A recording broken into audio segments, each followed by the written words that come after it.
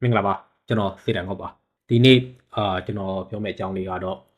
MySQL too many connection ပေါ့နော်ဥပမာကျွန်တော်တို့ဒီ PHP နဲ့ MySQL ရေးတဲ့အခါမှာ project တွေမှာ too many connection error တက်လာတယ်ပေါ့နော်ဘာကြောင့်တက်တယ်ဘယ်လိုမျိုးရှင်းရမလဲဆိုတဲ့ဟာတွေကိုပြောပြချင်ပါတယ်MySQL too many connection ကတော့ပုံမှန်တစ်မျိုးကြဒီ workload တွေများတဲ့ server တွေမှာဖြစ်နေကြပေါ့နော်ကျွန်တော်တို့မှာ connection တွေအများများလာတဲ့အခါကျရင်ဒီ MySQL too many connection ဆိုတာဖြစ်တယ်ပေါ့အတနည်းပြောရင်ကျွန်တော်တို့ server ကဒီ connection တွေကိုကျွန်တော်တို့လက်မခံနိုင်တော့လို့ပေါ့နော်ကြီးနေတဲ့ connection ကကျွန်တော်တို့ server လက်ခံနိုင်တဲ့ connection ထက်များသွားတဲ့အခါမှာဒီ SQL server ဆက်ပြီးလက်မခံတော့ဘူးပေါ့ Okay အဲ့တော့ MySQL too many connection issue ကိုဘယ်လိုမျိုး fix လုပ်လို့ရလဲဆိုတော့ပထမတစ်ချက်ကကျွန်တော်တို့လက်ရှိ server မှာပေါ့နော် connection string ဘယ်လောက်လက်ခံလဲဆိုတော့ကျွန်တော်တို့ရှင်းကြည့်ကြရအောင်အဲ့တော့ကျွန်တော်တို့ MySQL ကိုကျွန်တော်တို့ရှင်းကြည့်ကြရအောင်အဲ့တော့ပုံမှန်အဖြစ်မှာကျွန်တော်တို့မှာ connection string ဘယ်လောက်လက်ခံလဲဆိုတဲ့ဟာကိုကျွန်တော်တို့ဒီလိုသုံးလို့ရတယ်ပေါ့နော် variable နဲ့ဒါဆိုရင်ကျွန်တော်စာပေါ့ကျွန်တော်ရဲ့ဒီ local host ဘက်မှာပေါ့နော်ကျွန်တော်က max connection က151ပဲရှိရအဲ့တော့ကျွန်တော် concurrency က connection string က151တက်ကျော်သွားပြီဆိုရင်သူကဆက်ပြီးလက်မခံတော့ဘူးပေါ့နော် okay အဲ့လိုမျိုးကျော်ပြောရတဲ့ခါကျရင်ကျွန်တော်တို့ကဒီဟုတ်ကဲ့ကျော်သွားပြီပေါ့နော်ကျော်သွားတဲ့ခါကျကျွန်တော်တို့ကဒီဥစ္စာကိုထပ်ပြီးတော့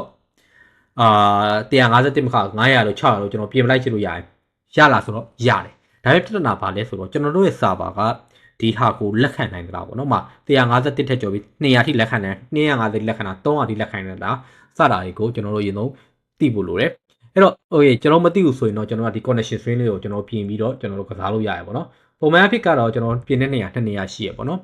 အဲ့တော့ဒီပထမဆုံးတစ်ခုကတော့ကျွန်တော်တို့က global မှာကျွန်တော်ထည့်လိုက်တာပေါ့မှာကျွန်တော်155ဆိုပြီးကျွန်တော်ထည့်လိုက်တယ်ဟုတ်နော်အဲ့တော့ကျွန်တော်155ထည့်လိုက်တဲ့အခါကျရင်ကျွန်တော်ရဲ့ max connection က155တိလက်ခံနိုင်ပါပြီနောက်တစ်ခုကကျွန်တော်ဘယ်မှာထည့်လို့ရလဲဆိုတော့ my.cnf မှာထည့်လို့ရတယ် okay my.cnf ကဘယ်နားမှာရှိတယ်လဲဆိုတဲ့ဟာကိုကျွန်တော်တို့ကဒီလိုမျိုးဆိုကျွန်တော်ရှာလို့ရတယ်အဲ့ဒါဆိုရင်ကျွန်တော် -cmf ရှိနေရပါတော့အဲ့ထဲမှာဆိုရင်ကျွန်တော်ကဒီထဲမှာဝင်ပြီးတော့ set max connection ကိုကျွန်တော်ပြင်ပေးလိုက်ရုံပဲဒါပေမဲ့တတိထားဖို့က -cnf မှာ configuration ပေါ့နော် MySQL configuration ကိုတွားပြင်တဲ့အခါကျရင်ကျွန်တော်တို့တွေကဒီserver ကို reset ပြန်ချရပေါ့နော် server ကို reset ချမှာဒါလုပ်မယ်အဲ့တော့ server reset မချကြဘူးဆိုရင်ဒီ variable ထဲမှာတွားပြီးတော့ပြင်လိုက်လို့ရတယ်ဒါပေမဲ့ဘာရှိလဲဆိုတော့ server reset ချလိုက်ရင်အရင်တိုင်း connection ကပြန်ဖြစ်သွားလိမ့်မယ်ပေါ့နော်အဲ့ဒီချက်လေးတော့ရှိတယ်ပုံမှန်အဖြစ်ကတော့ကျွန်တော်ကဒီ max connection ကိုမထည့်ခင်မှာကျွန်တော်တို့ဘာကိုကျွန်တော်ကအမြင်နဲ့လုပ်တယ်လဲဆိုတော့ဒီ show process နဲ့ကျွန်တော် process တွေကြည့်လိုက်တယ်ပေါ့နော်ဒါဆိုကျွန်တော်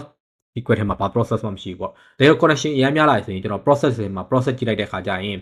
ဒီ info ထဲမှာဘယ် query တွေ run နေလဲဆိုတာကျွန်တော်တွေ့ရတယ်အဲ့ခါကျရင်ကျွန်တော်တို့ကဘာသတိထားရမလဲဆိုတော့ကျွန်တော် index တွေထောက်ထားရလားဒါအရင်ရေးကြည့်ရကျွန်တော် index ထောက်ဆိုတဲ့ကိစ္စကိုကျွန်တော်တွက်ကြည့်ရမယ်ပုံမှန်အဖြစ်ကျွန်တော်တို့ SQL server တွေနှေးတယ်လေးနေရဆိုတာက connection တွေမှာပြန်ကြာသွားရပေါ့နော်။ဘာကြောင့်လဲဆိုတော့ကျွန်တော် indexing တွေကြံခဲ့လို့ပေါ့နော်။အဲ့တော့ indexing ကိုထောက်လိုက်တဲ့အခါကျရင်ကျွန်တော်တို့ကဒီ max connection ကိုတွားထည့်စရာမလိုပဲနဲ့တစ်ခါလဲတန်းပြီးတော့အလုပ်လုပ်သွားတယ်ပေါ့နော်။ဥပမာဟို database ထဲမှာက user က1 million လောက်ဖြစ်နေပြီကျွန်တော်က user login ဝင်တဲ့အခါကျရင်ကျွန်တော် user name နဲ့ password နဲ့လှမ်းစစ်တယ်ပဲထားပါတော့ user name ကိုကျွန်တော် index မထောက်ထားဘူး password စသည်ပေါ့နော် user name နဲ့ကျွန်တော်ဖြစ်ဖူးတဲ့ဟာမှာဆိုရင်ဒီ login က mobile နဲ့ဝင်တယ်ပေါ့နော်အဲ့တော့ mobile နဲ့ဝင်တဲ့အခါကျရင် mobile number ကိုရှိမရှိကိုကျွန်တော်တို့ကအရင်ဆုံးစစ်တယ်ဒီဟာ mobile number မရှိဘူးဆိုရင်ကျွန်တော်က error ပြန်နေပေါ့အဲ့မှာဘယ်လိုဖြစ်နေလဲဆိုတော့ mobile number ကိုကျွန်တော် index ထောက်ဖို့ကြံခဲ့တာဖြစ်တဲ့အတွက်ကြောင့် user တွေရမ်းများလာတဲ့အခါကျတော့ဒီမှာဒီ too many connection တွေဖြစ်ကုန်တော့အဲ့တော့ကျွန်တော် index တွေထောက်လိုက်ရောဒီ connection string ကျွန်တော်မှာဆိုရင်2000လောက်ကရှိရပေါ့2000လောက်က AC 9တဲ့သဘောတရားရှိရပေါ့နော်အဲ့တော့ကျွန်တော်တို့က too many connection ဖြစ်တဲ့အခါကျရင်ကျွန်တော်ပြန်ပြီးအချင်းချင်းပြန်ပြောရရင်တော့ကျွန်တော်တို့ကပထမဆုံး show process လေးနဲ့ကျွန်တော်တို့တွေကဘာလုပ်ရမလဲဆိုတော့ index တွေထောက်ထားမထားတာကျွန်တော်တို့စစ်ဖို့လိုပါတယ်တကယ်လို့ index တွေလည်းထောက်ထားတယ် connection ကနှိမ့်နေဆိုရင်ကျွန်တော်တို့ဒီ connection ကိုmax connection ဘယ်လောက်ရှိတယ်လဲဆိုတာကျွန်တော်တို့စစ်ဖို့လိုတယ်ကျွန်တော် max connection ဘယ်လောက်ရှိတယ်လဲဆိုတာကျွန်တော်စစ်ဖို့လိုတယ်စစ်လို့ရပြီးတဲ့အခါကျရင်ကျွန်တော်တို့က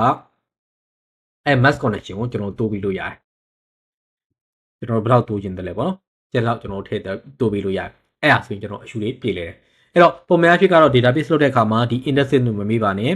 တကယ်တော့ query တွေကရမ်းများလာရင် max connection ကိုတိုးလို့ရပါတယ်ဒါပေမဲ့တိုးလို့ရပြီမြဲကျွန်တော်တို့ကမှ3000လို့4000ထည့်လိုက်ပြီမြဲ server မနိုင်တဲ့အခါကျရင် database တစ်ခုလုံးအလုံးမလုပ်တာဖြစ်တတ်တယ်အဲ့တော့ဘယ်လောက်ထိနိုင်တယ်လဲဆိုတော့ဖြည်းဖြည်းချင်းတိုးပြီးတော့ကျွန်တော်တို့ထိန်းသွားပါတော့